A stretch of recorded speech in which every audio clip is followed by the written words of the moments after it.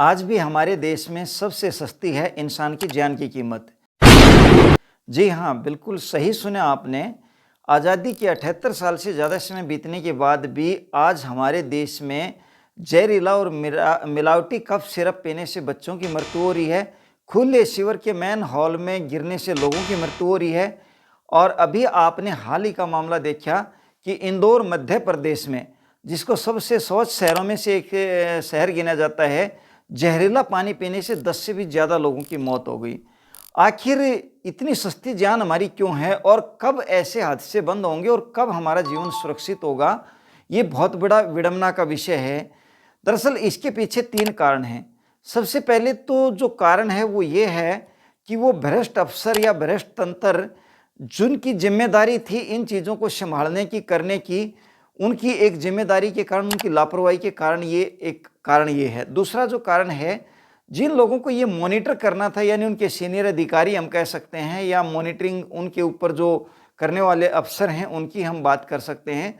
और तीसरा, हमारी ऐसी कानून व्यवस्था कि जहाँ इस तरह के हादसे करने के बाद, यानी करना शब्द मैंने इसलिए इस्तेमाल किया है, इंदौर वाले केस में 2 महीने से भी ज़्यादा का समय हो गया था, लोग लगातार शिकायतें कर रहे थे और कई जगह तो लोग बता रहे हैं मीडिया के अंदर कि 2 साल से भी ज़्यादा समय से शिकायतें करते आ रहे थे।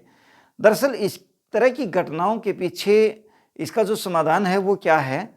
सबसे पहले तो जो लोग इसके लिए जिम्मेदार हैं, नंबर 1 यानी भ्रष्ट अफसर, भ्रष्ट कर्मचारी, उनके खिलाफ इस तरह का हादसा होने पे नामजद मुकदमा दर्ज होना चाहिए और जो भी मुआवजा आए या कोई क्लेम आए तो वो उनकी संपत्ति से या उनके ऊपर कार्रवाई करके उनसे रिकवर किया जाना चाहिए और कठोर से कठोर सजा का प्रावधान उसके अंदर होना चाहिए, उनको मिलनी चाहिए। दूसरा जो कारण है वो ये कि जिन सीनियर अधिकारियों की जिम्मेदारी थी कंट्रोल करने की, जो उनका मॉनिटर करने की जिम्मेदारी थी, उनके खिलाफ भी कार्रवाई होनी चाहिए, उनको भी जिम्मेदार बनाना चाहिए। लेकिन हमारे देश में विडंबना का विषय एक और भी है। ज़्यादातर विभागों में आज भी अगर कोई गलती करता है, आप उसकी शिकायत करते हैं और जब शिकायत करते हैं उसके सीनियर नहीं सुनते तो आप और ऊपर शिकायत करते और ऊपर शिकायत करते हैं। यहाँ तक कि कई बार हम प्रधानमंत्री जी को, राष्ट्रपति जी को या मुख्यमंत्री जी को या वहाँ के कलेक्टर जी को, यानी वरिष्ठ अधिकारियों को भी अगर हम कोई शिकायत करते हैं तो उतने ऊपर से डाली हुई आपकी चिट्ठी भी वापस घूम के उस व्यक्ति की जिसके खिलाफ आपने शिकायत की है, उसके सीनियर अधिकारी के पास आ जाती है, जबकि वो खुद ही या तो उस तंत्र का हिस्सा है या वो खुद ही भ्रष्ट था। यानी या तो मतलब उसने पहले से ही लापरवाही कर रखी है। तो सोच के देखिएगा कि जब इस तरह का अगर हमारा मॉनिटरिंग सिस्टम होगा या फिर उसकी शिकायत के बाद निवारण सिस्टम होगा तो कैसे ये कंट्रोल होगा। इसका जो दूसरा कारण है वो ये कि जब भी मॉनिटरिंग की जाए, शिकायत की जाए, तो एक जांच कमेटी गठित की जाए और शिकायतकर्ता को भी उस जांच कमेटी का सदस्य बनाया जाए।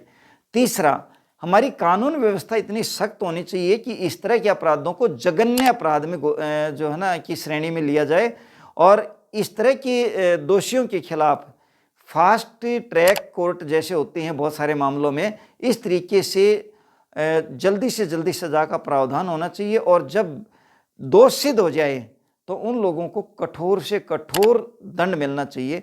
अगर इस तरह की स्थिति होगी तो आधे से ज़्यादा हादसे बहुत कम समय में, यानी फैसला आने के समय ही खत्म हो जाएंगे और आधे से ज़्यादा जो है, क्योंकि ऐसा नहीं है कि यहाँ पे मॉनिटरिंग करने वाले नहीं थे या अधिकारी नहीं थे।